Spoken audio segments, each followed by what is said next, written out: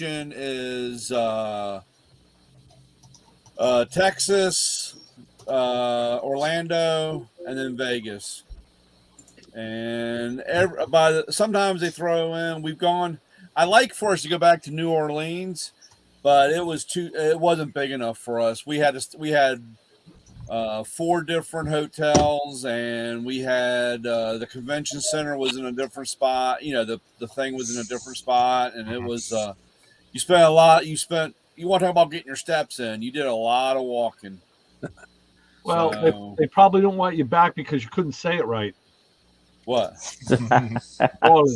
New Orleans? Oh, Yeah, well, they'd probably want us back because we wiped out a few bars. They were all quite surprised on how much we drink. When you walk into a place and they say, "Sorry, we don't have a beer delivery until tomorrow, and we don't have any more alcohol," that's pretty tough. Yikes! So, and by the time they order, they think we're staying for 2 weeks, and then we all leave, and they got all this excess beer. So you screwed them. Yeah, we screw them up for sure. But yeah, we've gone. New Orleans was really nice, and I love to go back to San Diego. San Diego was awesome, but that was too small too. You guys ever go to Phoenix? We haven't been to Phoenix yet. I'm surprised. That's been one of the things that's floated around. It's floated around a couple of times. That place, Phoenix. We've been to Cancun. Cancun was awesome, but they'll never go overseas again. Whatever, because the last time we went, the Mexican government held everything hostage. Really? Oh yeah, it was a nightmare. Jeez. It's probably for conventions like that. It's probably best to stay inside the U.S. Yeah. We had gone to the year before I started was Acapulco. That was good. Hawaii was awesome, but Hawaii was super small. Everything got damaged when it got shipped over there on the boat. So everything went on a boat and was destroyed from being on the boat. And I think they had to do it like, I don't know, something crazy like 8 months out ahead. They had to start sending stuff out because you know how long it takes to go to California and then get on a boat and go out to Hawaii. Yeah. Right. So I just finally unpacked my PRI lanyard. Nice. That's in time. So now I got to go through and my stack of good contacts. I got to touch base with them. When is that PRI? that was already First weekend in December. Oh, that's right. My friend Jason was there. It's a great time. Yeah, I got to meet Justin. Yeah, finally. And all of his coworkers, they make way more fun of him than we ever could. Oh, yeah. We don't make fun of Justin. We love Justin. That's all we do at the shop, so that's normal. Example, please. That's I was gonna say that's with every group. There's always somebody that's picked on worse than the next one. We had one guy, one of our new guys. We initiated him at PRI. It's pretty bad. He didn't make it off of the van the next day.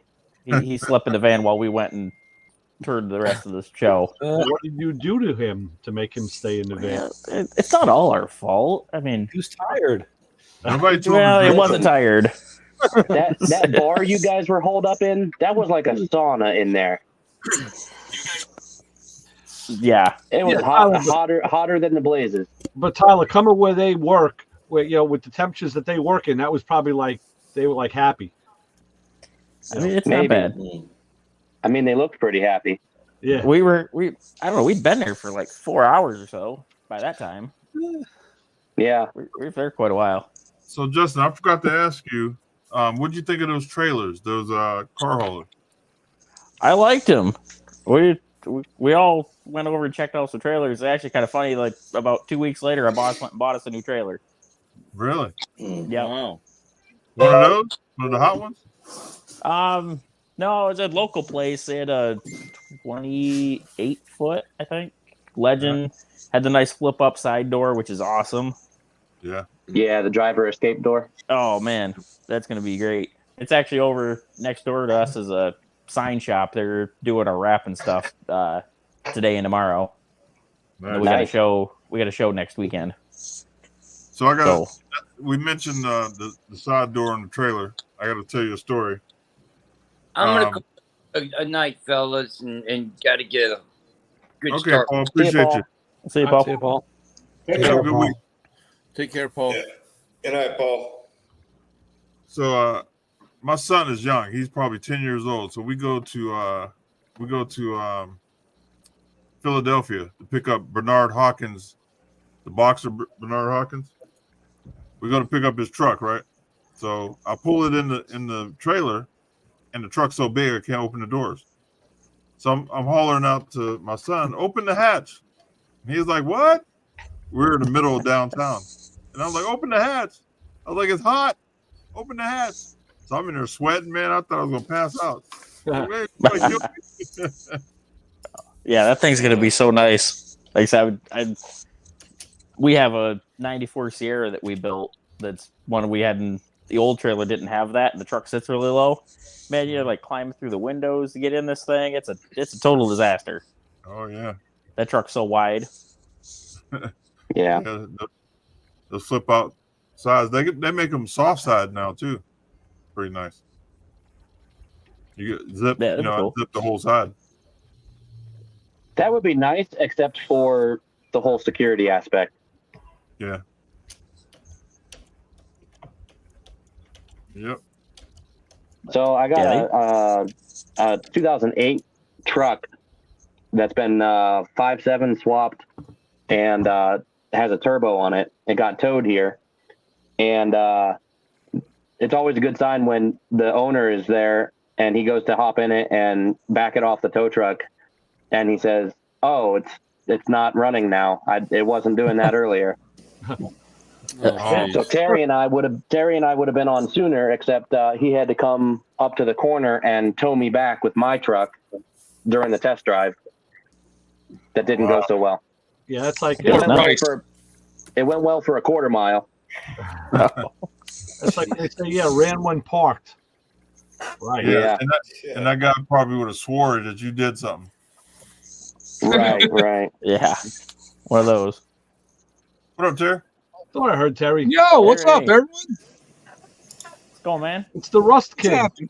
Yeah, what is that car above you? Muhammad This is Ali. Tyler's Roadrunner. Oh. Yeah.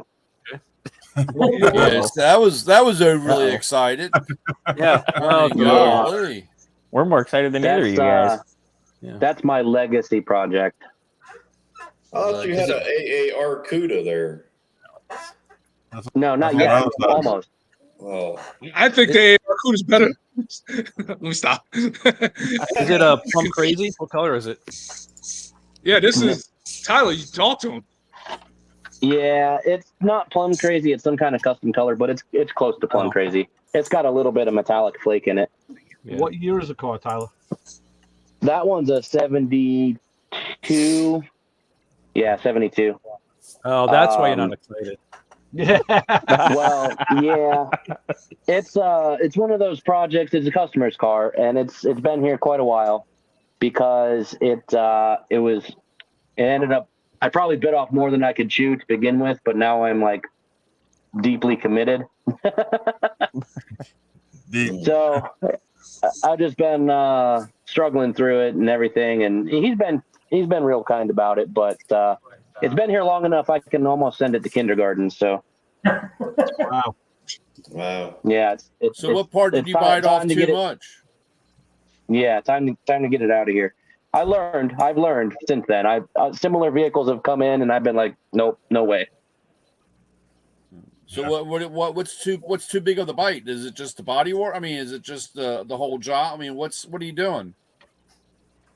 I thought it was going to be get the car running, and it turned into a whole motor rebuild, which turned into a cracked block, sourcing another motor, all new brake lines, all new fuel lines. Fuel tank was rotted out. We didn't know that when it got here. It started after being here for about 4 or 5 months. It started dripping on my floor. Whatever toxic ooze was left in the gas tank ate its way out, and I cleaned my floor with race gas, and it doesn't bother the coating at all. And whatever was in that gas tank peeled my coating up like it was wallpaper. Wow.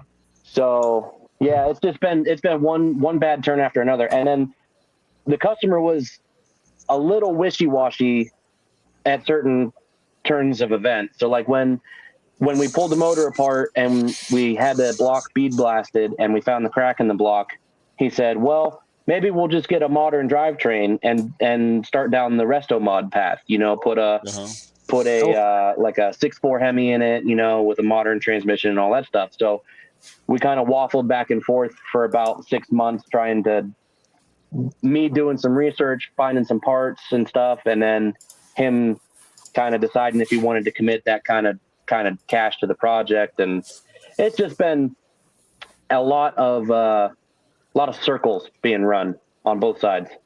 So yeah, I'm ready for it to be out of here so I can get my lift space back. And at this point he just wants to be able to drive it and enjoy it. So that's what we're doing. We're just going to try to make it a reliable driver, and that's it. It looks like you just put a drive shaft in some exhaust and send it out. Yeah, duct tape. Yeah, and wire. Right. Fuel tank, fuel lines, brake lines, all the brake hardware, all the bushings. Ball joints are all shot. Tyler, let's face it. To make this car drivable so he can enjoy it, I mean, he didn't even change the shocks. These are some old ass shocks that've been there since like probably the 80s. To make this car drivable for him to enjoy it, you got to get rid of this whole suspension. Yeah, pretty much. Literally. I mean, like I said, the shocks. This car needs help. Give it one. Yeah, He's starting to sound like Mark. And if he wants to do it, like you said, Tyler, if he wants to do it the right way would be to get rid of all this, because if you're going to replace these leaf springs and everything like that, you're better off just getting a kit and just converting it. One, you're not going to be fighting the rust, and this. Sounds like an episode of Phantom Works. Terry, I mean, even if he gets this car back to original, you're not going to enjoy right, it. Jim. It's not going to be a fun car. It's going to have the lean, especially if he's coming from like a new car, like a updated BMW. What's his everyday car? Doesn't matter. Porsche Cayman. Oh, what? Okay. A Porsche Cayman? He's going to jump in this thing? yeah, I gonna like it. You're talking now exactly the way I started talking after I started working at the shop. And when you start really seeing the nuts and bolts and the ugly side of cars, and what it takes to make that thing right, and you got a guy saying, "Oh yeah, I just want to do this, this, and this, and get it on the road," and no, that's not right. It's almost like you're on a plane, another world. Like, you're not talking the same language as customers. And Tyler, I'm sure you see this all the time too. Oh yeah, frustrating. Some people get it, and some people just don't. You might end up in a lawsuit by doing A, B, and C too, because to get it out on the road and the car rips in half and they die. Yeah, there you go. Oh yeah, well obviously it won't leave if it's not safe. Right. No, but he's going to drive this thing like he thinks he could drive his Cayman. No, it's not going to have enough power to drive any kind of way. Yeah, it's like I got a buddy who I think I might have mentioned him one time before. He went out. He's not a car guy. He's not, but he likes cars. He's not much of a renter. He went out when he graduated college. He went out and bought a brand new Grand National. Black Grand National. This is probably 8. That's the only way they can. What year was the Freak? The 87s were the Freaks. I think 87 were the Freak cars. Yeah. He got an 87 one. He's got a Freak car, and he drove it up until like he got his job and everything like that. Then he got the Grand National right out of college, and the car sat since I would say probably 96, 97. That's when he stopped driving it and he got the family and all that stuff. And he was saving it for his son. Son don't want no part of that car. Son's like 25, 30 years old. He didn't want no part of the car. And I told him, say, yo, when you're ready, let me know. I want to be the first person that you offer this car to when you get rid of it. No, I'm not gonna get rid of it. I'm gonna fix it and everything like that. He likes the allure of the car. He likes the idea of, hey, this is my college car. I like to drive it around and everything like that. But he's not thinking, and I told him, I said, Sterling, you're not thinking. This car is, this ain't like your Audi you got out there, Unless you really like this car, love this car, you're not gonna you're gonna drop a lot of money into this car and it's gonna ride like it did back in 87. Yeah. You're gonna have to get used to all the squeaks, all the rattles, all the allure which people like us like about these old school cars, which I don't think he's gonna like about it. He thinks he's gonna replace all, and then once he gets the bill, molding like $500, $600, he's gonna be like, I get rid of this car. So I'm just waiting. So fellas, you might see me with a G body soon. Yep. Wait him out. Nothing wrong with that. No, and I'll take that car. Those are great cars. I don't think he has I'm trying to think. Is it a T? It's not a T roof car, so I like that. I don't want a T roof. It's a hard top. So I'm just waiting. Actually, you need another project like you need another nose on your face. Yeah, but I'd rather just sit in my possession. I'll let it sit. Don't touch it. Right. I'd rather it accrue in my possession than accrue someone else's possession. Crew. Yeah. Who knows? Maybe I'll just be like, I'm getting rid of everything. I'm just gonna go and build this Grand National. Yeah, right. Of course, between the two of us, who picked up another project this week? Oh, let me guess. My fourth 98 Daytona pace car. Wow. Nice. So Your fourth. Yeah, this one's really rare. So they only made 1,500 of the Grand Prix Daytona packages. So this one's 1104 out of 1,500, and then of those 1,500, only 200 got sunroofs from the factory. And of the 1,500, only 150 went to SLP for their GTX appearance package, which was a dealer-installed appearance option.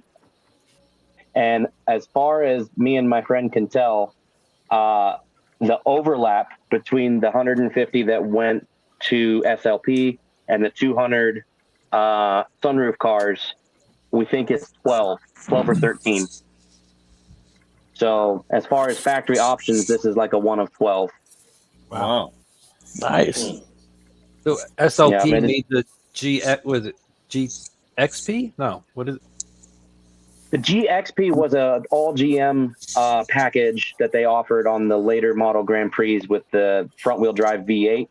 Right. The GTX was an SLP appearance package, and then for the V6 version of the Grand Prix, you could get different stages. So the GTX stage 1 was appearance only. It was a Ram Air style hood, wheels, and then an optional spoiler. And then the GTX stage 2, they put a catback on and an air intake. And then the GTX stage 3, they actually put a smaller pulley on the supercharger from the factory. Well, dealer installed factory service option, whatever you want to call it. But the cars that were selected, so you had to order this package from the dealership when you ordered the car. And the GTX cars actually got an extra RPO code on their tag, and the RPO code for GTX is WS6, just like the SLP Trans Am package was. Yeah. Yeah. So this is a WS6 Grand Prix with a sunroof, and it's a pace car. So is it white? Is that what? No, I'm looking all the pace cars in '98 were medium Gulf blue. It was the first year for that color from GM, and the only way to get it was on the pace car. In '99, it became available on, I think, the Blazer and the Camaro. Okay. All right, guys. Yeah. Out of here. All right, Jim. I'll see you then. Jim. Take care. Good to see you. Jim. See you, Jim. Later, Jim. Thank you. Yeah, because I'm looking online. It looks like there's Grand Prix with all kinds of graphics and like checkers on it and stuff like that. I don't know what those are. Yep. So the track used ones, like at Daytona, Brickyard used the Grand Prix in 98 and 99. There's a couple of track used ones, and those ones got beefed up appearance packages. But GM knew ahead of time that they were going to have the 98 Daytona pace car be a Grand Prix. So they also released for dealer purchase these 1,500 numbered cars. And they got a special badge package, special colored wheels, and an individual uniquely numbered dash plaque. Cool. What time frame was this? 99? That was 98. 98. And then some other Grand Prix got used as pace cars in several NASCAR and other race series pace car applications in 99, but most of those were just supplied by a local dealer or whatever, and then they slapped some lights and graphics on them. But then in 2000, the Daytona 500 pace car was a Grand Prix again, so they did another special order Daytona package. That one got a little bit more fancy stuff than the 98 did. In 2000, all the pace cars were a color called Galaxy Silver, and they only made 2,000 of them. Unfortunately, they did not get individually numbered plaques. All the plaques on those cars say 1 of 2,000. But they got a different graphics package. They got special wheels. They got a special spoiler. They got add-on urethane roof rails to make the roof profile of the car look more like a NASCAR with that roof, the air dam on the roof. And they got specially embroidered two-tone seats. I'll have to look, because during that time frame, I went to Daytona every year. Okay. So, and usually when you bought the book, not the yearbook, but the program, it had the track car with it. It came with a small Hot Wheels. It wasn't from Hot Wheels. It was usually it could be Johnny Lightning, or it was Racing Champions. Most likely it was Racing Champions. But then it had a track car. It usually had the track car. Sometimes it was a race car. Sometimes it was the field car. So nice. I'll have to go back and look, because the last year I went was what was that, 2001, right? Because that's when Earnhardt died. I was there that day. I was at Daytona. Was that 2001? Yeah, 2001. That was the last. That was the last. That was the last time I went to Daytona. But I had gone. So if you went to If you went to Daytona in 98, you should have seen that medium golf blue pace car. Well, that's what I'm saying. That's why I need to go back and look, because like I said, I have all the programs and track cars and all that stuff that I got. I had to go back and dig through, because that'd be interesting to see what they actually, if that's what they used.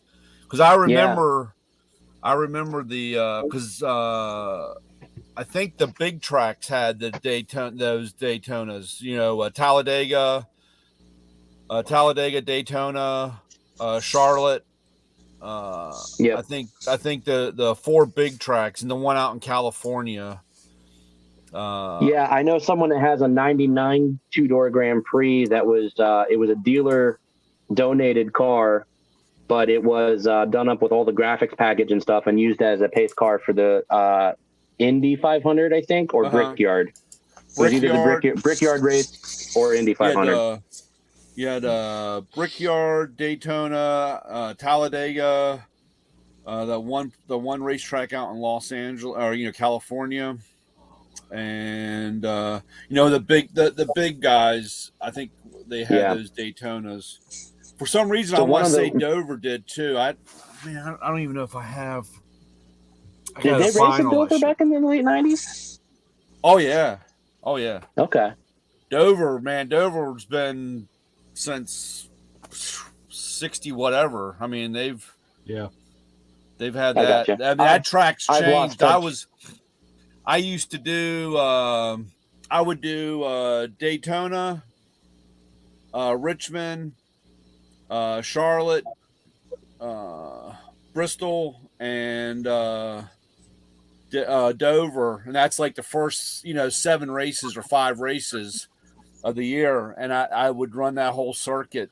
I did that for 10 years straight, dude. I was going and Can't hide money. Yeah, tell me about it. I did a real good job at that. Of course, I lost it all, but that's a different story. Hey, Brian, you were there when Earnhardt died? Oh yeah.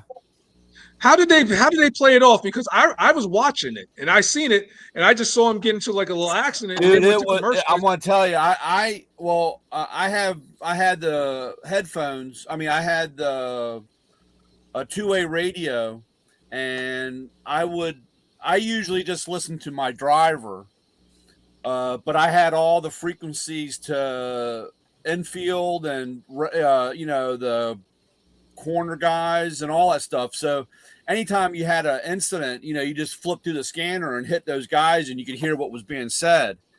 And I remember, well, like I said, I followed Bill Elliott. So during the race, I had Bill Elliott on the whole time, just listening to him talking to his crew and his crew talking and everything going on.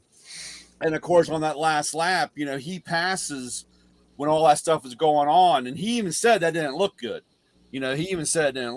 So they come on down. And of course, I flipped over to the officials, and it started out saying, there's a problem. We got an issue, call for the unmarked. It was unmarked tow truck. And that's usually not a good sign, had no affiliation with anything. And, but then all of a sudden, even the scanner went blank. There was no more. They cut all that stuff because everybody started getting on. You can listen to any part of the race or from anybody, or so forth. So because it didn't look like much of a hit. Yeah, well, he had his belt off, but had his belt off. Yeah, he took his belt off, or they say it ripped, but. It all depends on, like I said, from people that I know or things I've talked, that he had loosened. He was coming to the end, and of course his son and his car. His car's out there. Like I said, there was a lot of strange parts about that race of him. That was the first Daytona that both the Earnhardts raced, wasn't it?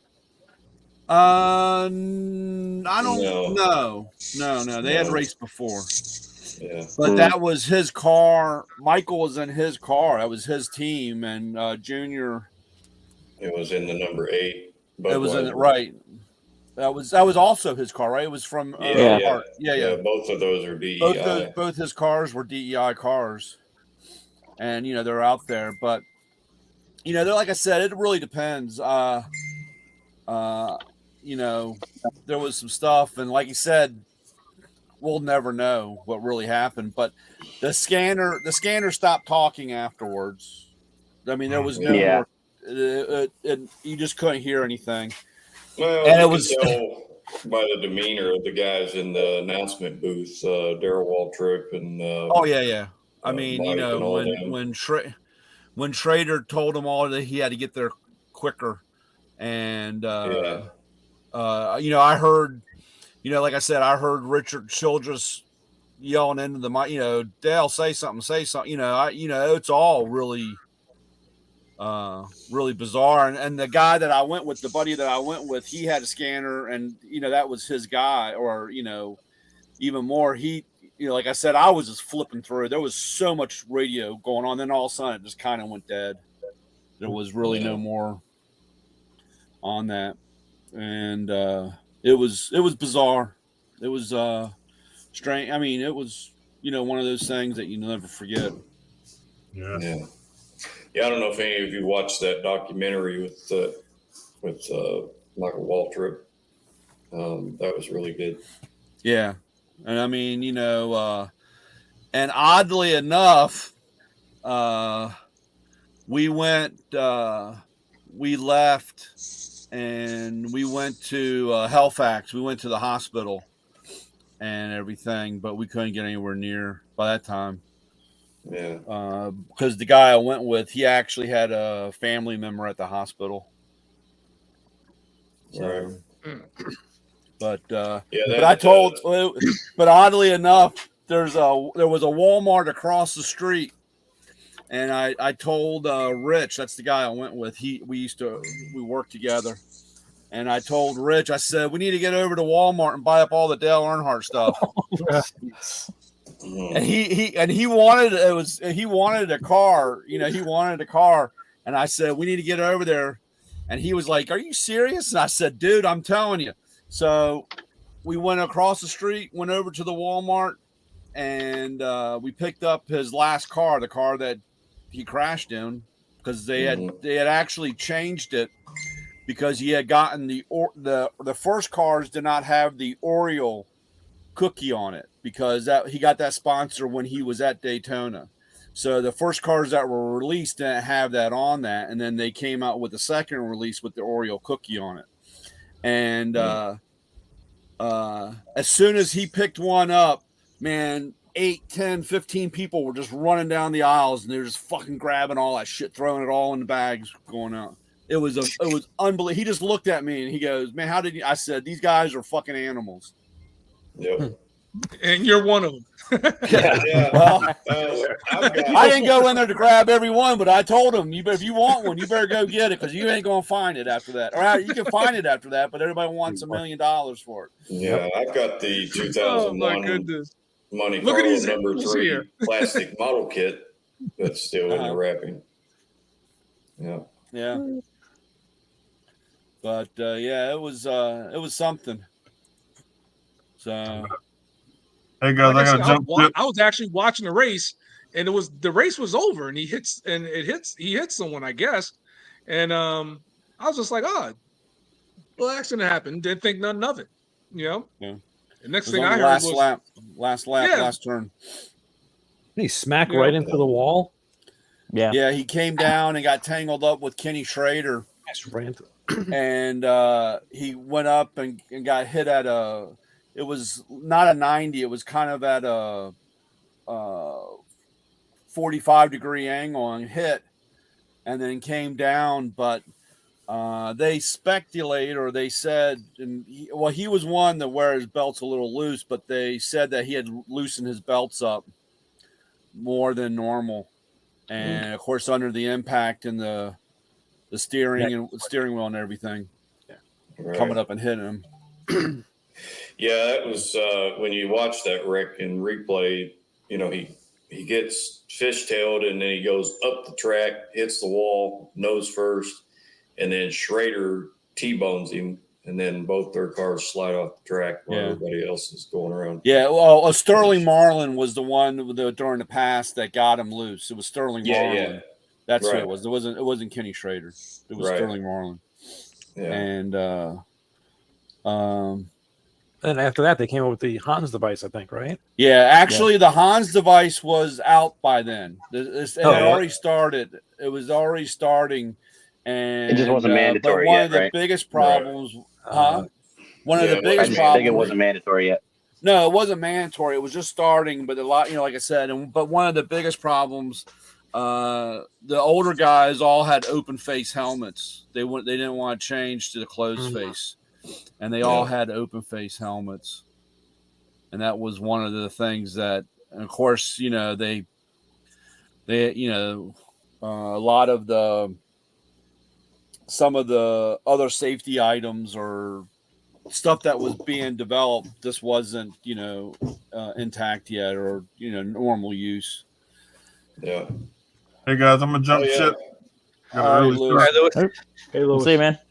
Hey, Lewis. Real quick, I looked that up and you sent that to me. It's 91.9 miles. Okay. It's about an hour, and I think it said hour 45 minutes. If you go 91 miles an hour, though. Well, yeah. And, it's got like 3 different ways I can go. Where the nice thing is I don't have to go all the way into Phoenix. It's if I go the furthest route, I could get off where Firebird Raceway is, which is probably about 15, 20 miles outside of Phoenix. So All right. it's doable. All right, I'll let you know. See what we can do. Yeah, the big thing, like I was saying, the big thing is if they're open on a Saturday. Okay. Then I can definitely work something out. Oh, you're sending him to Signature Solar. Huh? You're sending him to Signature Solar. All right. You want to get a couple? Yeah. You know, I got a cousin in Phoenix. I might be able to get him to go grab them, and then you can get them anytime from him. Okay. So I'll let I you need know. 35 though. Well, we might as well get the pallet. I was gonna say, how many? I told you before. We need to go in on a pallet. My money's kind of funny. Well, You're kind of funny. Come on, man. House, Everybody. How that George Thorogood go? You're kind of funny. I have 4 showings on the house tomorrow and 3 scheduled for Saturday. So, if it sells in a timely manner, I'll just get the pallet and then you can buy some from me because the shipping's free when you get the pallet. What does the pallet go for? Depends on which panels you get. Well, those. But we want the big dog ones, the nice ones. Yeah, those 450 watt jobs. Yeah. Yeah. It just depends where you're buying from. Some pallets are 33. Some pallets are only 28. It just depends. That doesn't sound So too the ones bad. I was looking at, I think it's going to be like 6,000, I think. Oh. Yeah. Yeah, I was just on. Yeah, something like that. Yeah. The battery storage is what's real expensive for the solar stuff, though. Yeah. Batteries are pricey. I got that server rack that I sent you earlier. You sent me a link for an inverter. Oh, well, I got that inverter and the server rack, 40 watt. No, wait. What is it? 48 watt volt. 48 volt. Yeah, 48 volt server rack, 100 amp. Oh shit! So you used that invoice, didn't you? Huh? Yeah, you used that invoice, didn't you? That's where it is. Well, there you go. It's about gone already. I think I'm gonna jump ship too. I'm gonna see you, Joey. Go ahead and get some rest. I got a long day tomorrow, and hopefully get a truck bed moved over here to the shop tomorrow. So. Yeah. All right, Joey. All right, Joey. I'll get that to you Sunday. Sounds good. Talk to you later, guys. All right, fellas. Everybody have a good week and stay safe. Yeah. We will see you next week. And then week. there were 3. I'm going to jump 2 because I want to get back to that CUDA. Get on it, actually. Well, Terry, I sent you a friend He's barely request even said on hi. Facebook. Let's see. Joey Collins. He ignores him. I sent one a year ago. He blew me off. Well, you know, he don't want to be coached around. So yeah, exactly. That's a lie. Hey, Tyler. Yeah. That the blue and white one, the one with the checker. What year was that one? I believe that is the Brickyard car. Yeah. I'm pretty sure. So that would have been 99. They got all the pace cars in 99 got those white multi-spoke wheels. So they're a little easier to tell. So what kind of shape was this one you got? See, this one here is Dover from 2000. Okay, and it has the Interstate because Interstate sponsored the race, and of course Pontiac was one of the cars. Yeah, so that's one of the track cars, the race cars.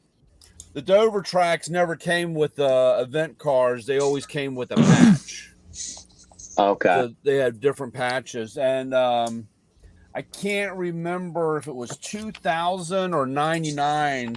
I was there the year that they concreted the place. Because it used to be asphalt, and the first year it was concrete. And actually, I was up there. We had gone up, got the wife up, threw her in the car, We drive all the way up there. We're there like 6 a.m. before, because I would sneak in. I would get in and then go into the garage, before anybody was really there, and walk around. And we get up there and we go in. First year for the concrete track. What they called it, White Lightning, that year, because the track was white, with concrete. We get up in there. We get in. Next thing you know, it's about 6:30 in the morning, I guess 7 o'clock in the morning, and all of a sudden the gates close. And Jenny goes, "Hey, the gates are closing," and I was like, "Yeah, I don't know what's going on. Well, let's just sit back and wait." And all of a sudden, you hear the car start up, and they had tire problems. So Goodyear flew in a whole bunch of new tires. So literally, we are sitting on the pit wall. And these cars are going by at 200 miles an hour testing, and we're sitting right on pit row. Wow. It was crazy. It was the craziest thing ever, just sitting in there. So that's the back end of either the 98 or 99 Pepsi 400 at Daytona track pace car. Yeah, I'll have to dig up and see if I have any pictures. It'd be kind of interesting to see if they had anything written on them, because like I said, those event cars, they got a little bit of show. I mean, I'm sure if I go through a handful of my pictures, I probably got them, the pictures of them.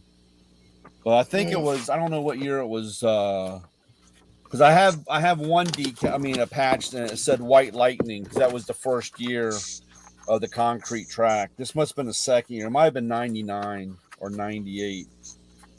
Yeah. Well, guys, have a great night. We'll catch you around on the next one. Hi, Joe. Thank you, man. See you, Joey. Me too. Take care, Joey. Hey, Joey. Yeah, that was and it was terrible, because we're sitting there, and I guess it was the race gas or something. Somebody had poured out, and Jenny had gotten it all, and her leg broke out and swelled up. And of course, you're sitting there in August and 200-degree temperature, and the track. It was terrible. I'm surprised she didn't divorce me.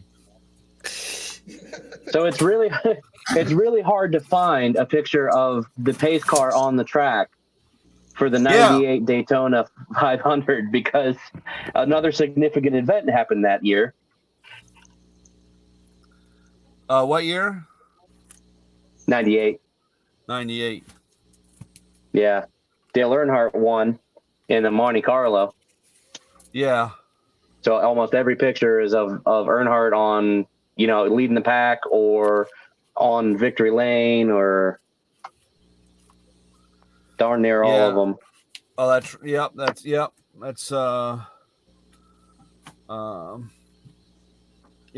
I wish I could find those things faster, because kind of curious, because even in the Daytona, in the Dover one, there's no pictures of the pace car. There's a whole bunch of pictures of them taking the field, but there's no pace car.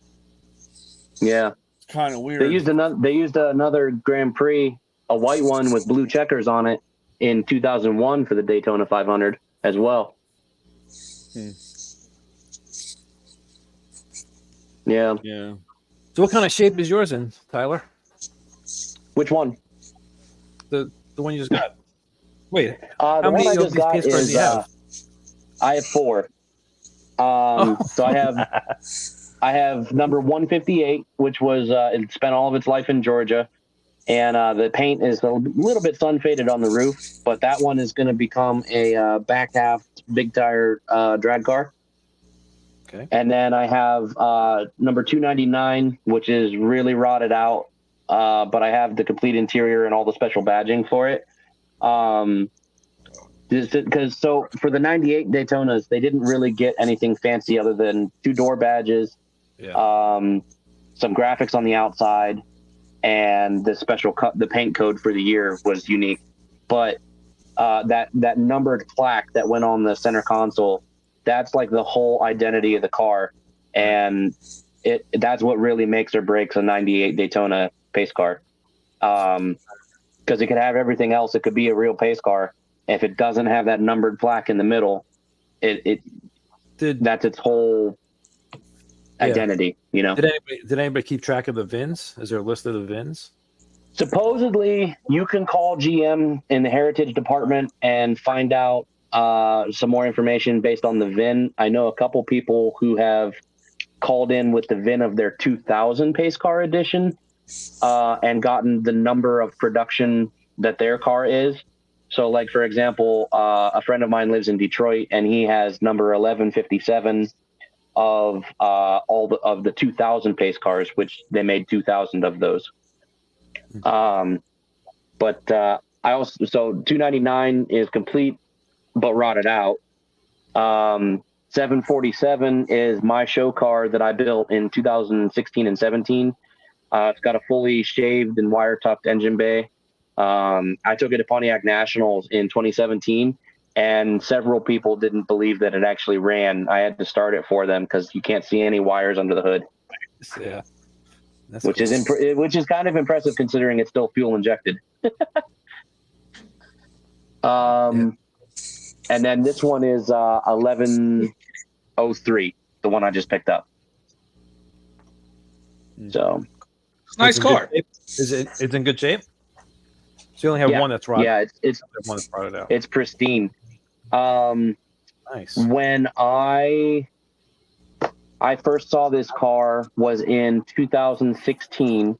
A friend of mine that lives about an hour away wanted to buy a 98 pace car because he saw mine and really liked it. He had a 2000 pace car already, and he liked the blue better than the silver.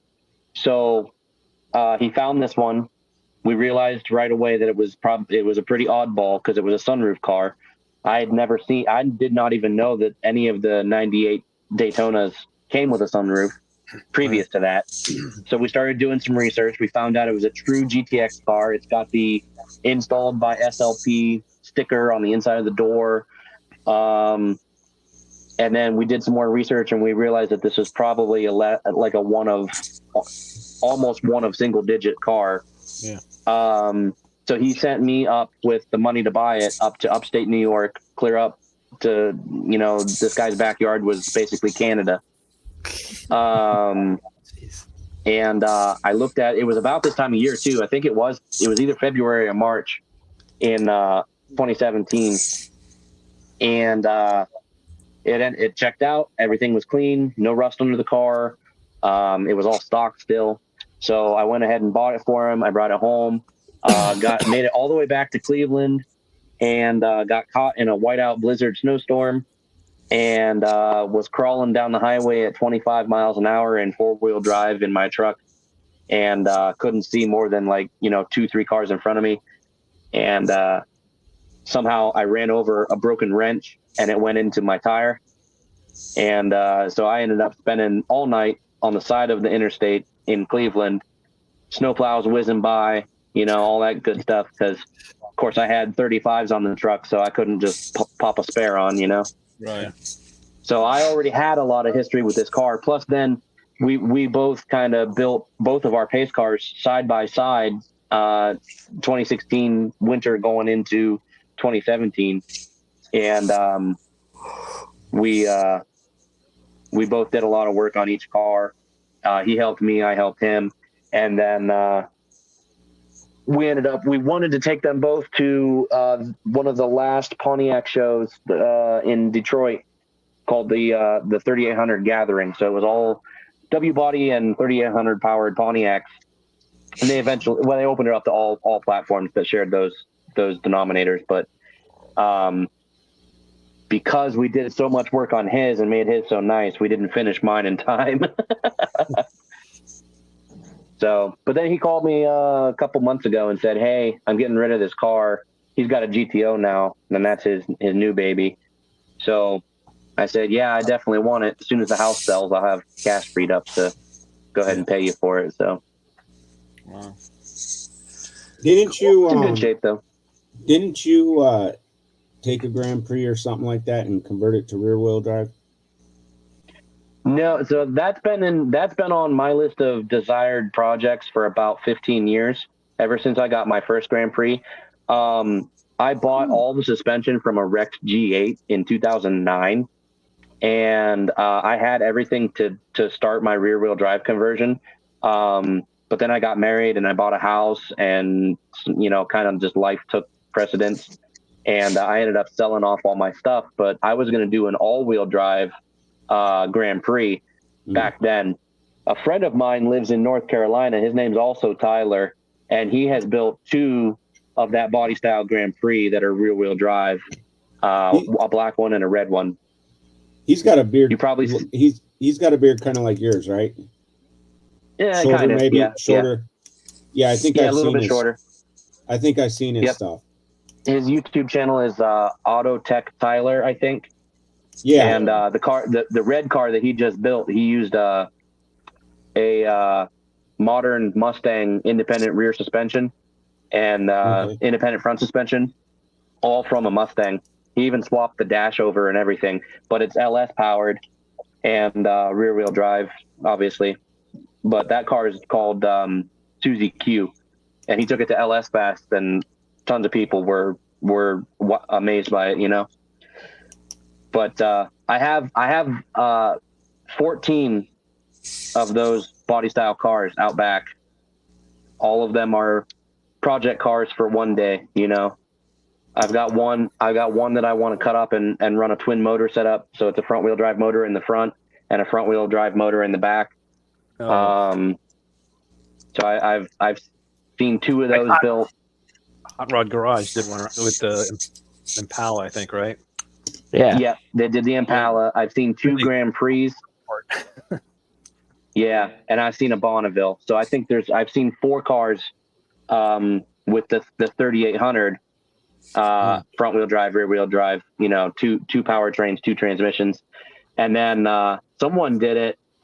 I forget what kind of car it was, but they used the LS4, which is the LS front wheel drive V8, and they used 2 of those. So it's all wheel drive, but 2 engines, 2 transmissions. Yeah, I think that's what they did on Hot Rod Garage. On there, they had a Malibu SS or Impala SS, right? Oh, that could be it. Yeah, maybe that's that one. I mean, it was hacked, though. I mean, it was hacked together, right? It was. Oh yeah. Well, in order for it to work and have your drivetrain geometry line up for the rear, the engine has to be where the back seat was. Yeah, I think that's what they had to do. There's no 2 ways about it. I mean, unless you're just trying to make like a crazy burnout machine, then you could spin it around and have both engines going forwards but pulling against each other. That'd be crazy. Justin, did you see them build that thing on? Yeah, I watched a couple episodes on it. Do they still have the steering, or did they lock the rear? They welded they locked the rear. They did like some custom fab stuff on the rear suspension, K-member, whatnot. Yeah. So I see they just cut that car up. I know that's what I was referring to. Yeah, they cut it up and they took one of the engines and used it on something else. They're making a new Maserati out of it. Oh, the Maserati, that's right. Yeah, and then it'll get stolen again. Yeah. So I actually have an LS4 sitting here waiting to go in my dad's 40th Grand Prix. It'll be the only 40th anniversary edition Grand Prix that I know of that has a V8 in it. It'll still be front wheel drive and all that stuff. And I'm going to try and keep the tap shift functionality in the transmission and all that. Yeah. Trying to make it look, like GM did it. Trying to make it look stock. Yeah. Then I've got a Pontiac Montana minivan out back, which shares all the same front drivetrain components and suspension mounts and all that stuff as the Grand Prix, the W bodies. So I was going to do either a supercharged 3800 in the van, make it a 400 wheel horsepower parts getter. Yeah, sleeper van. I was going to call it the Blue Baller because it's blue and they're not very heavy, especially with all the seats stripped out of them.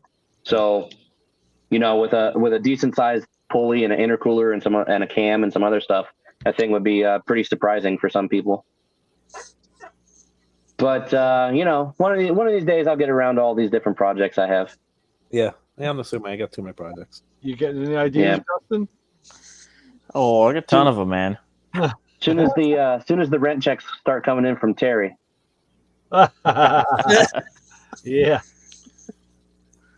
I got plenty of ideas. I'll tell you that. Yeah, I've got you guys know the Bonneville GXP? Yeah. That was the last body style Bonneville, and they put the North Star 4.6 in it. I've got 3 of those. The goal was to take one of those and convert it to rear wheel drive, not with the North Star. I was gonna ask. Get the thing out of there. Don't do that. Although I did see a North Star swapped Fiero that was pretty kick-ass. Yeah, and I will say that last generation of North Stars, the 3rd gen 4.6s, they fixed most of the issues. They still had a weak head gasket thing, but that was an actual gasket failure, not pulling threads out of the block like the previous generations were. Right. There's guys that are taking those motors because they're dual overhead cam or single or dual overhead cam. I can't remember. They'll rev to the moon, no problem.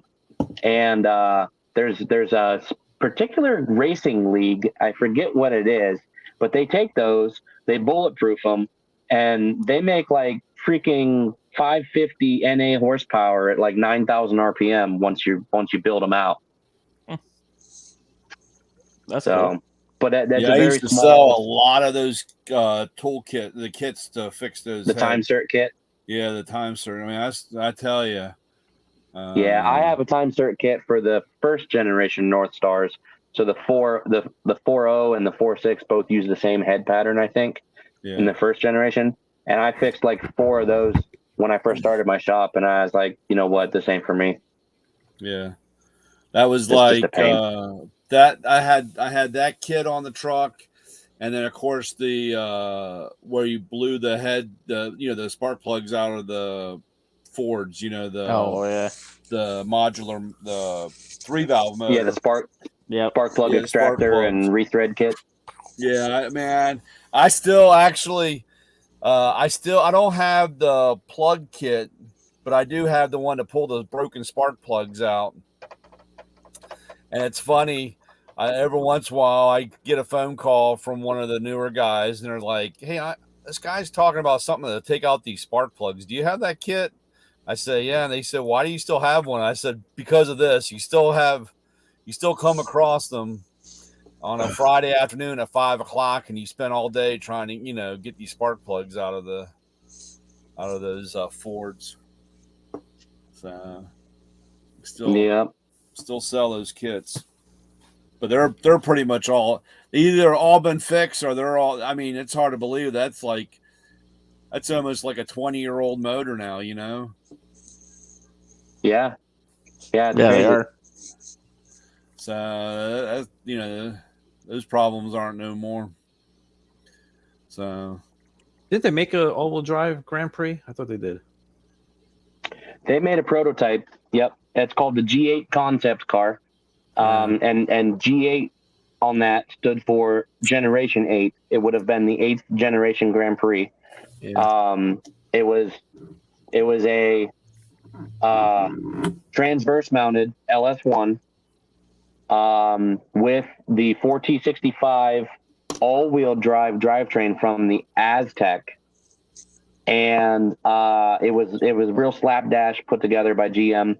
They put like a wide body flare kit on it, and they made it. I don't know. It looks like something that they just slammed together in like 3 months. They tried to do some track testing with it to see if they could get it to make a quarter-mile pass, and they broke the rear diff every time. Yeah. And then reportedly to refuel it, they had to jack it up and like tilt it to the side to get the tank to fill. Some goofy stuff. So that was a one-of-one concept car. I think that one may have gotten crushed. I can't remember. It's like orange or something. That was in like 99 or 2000. 2000 all-wheel drive concept. Yeah, it's got big wing on the back, big nostrils. Yep. The weird, goofy, like that hood's supposed to look like the old like not Grand Theory, Grand Am. The Grand Prix. Yeah, the Grand Am and the Grand Prix had the like forced induction hood back in the 60s. Yeah. With the weird raised nostrils. Yeah. It doesn't look good. Because it's got it's the thing on the hood. It's not real attractive. Yeah, and then it's got the ones in the regular grill. Now type in GPX 300 concept. George Paul X-Ray 300. 300. Let me go to images. 4-door. Okay. Yep, 4-door, wide body kit. Yep. That was the original body style concept car for the 6th generation Grand Prix platform. And the reason it's called GPX 300 is it was going to be factory intercooled and have 300 crank horsepower instead of the 240 that the GTP came out with afterwards. It looks like a that's a nose off of a gosh, if it'll looks like the nose off the newer GTOs. Yeah, real similar. Yeah. That's a sexy car. In 97, when that came out, if it had had 300 wheel horsepower, it would have made quicker passes in the quarter mile than the Corvette. Yeah, you can't have that. Yeah. Yep. So GM marketing execs said, nope, no intercooler, put a bigger pulley on it, just the 240 flywheel horsepower. Yeah.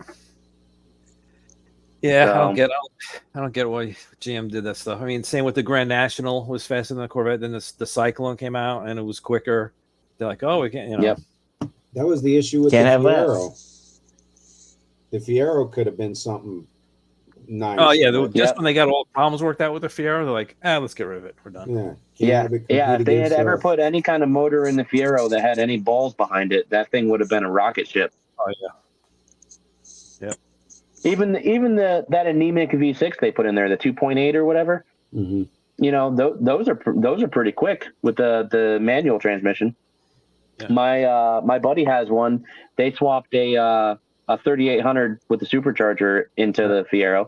I've done that swap a couple times for people, and that makes a hell of a fun car with just an intercooler and a pulley and a cam. You know, you're making like 330, 340 horsepower to the wheels out of a Fiero. Was the Fiero weigh 2,500 pounds, less than $3,000, 3,000 pounds? Yeah, and the weight bias is like 65% rear, so it's a traction monster.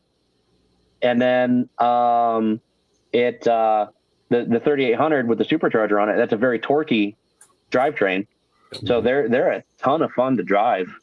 Yeah. The problem is it's a cardboard and fiberglass death trap with a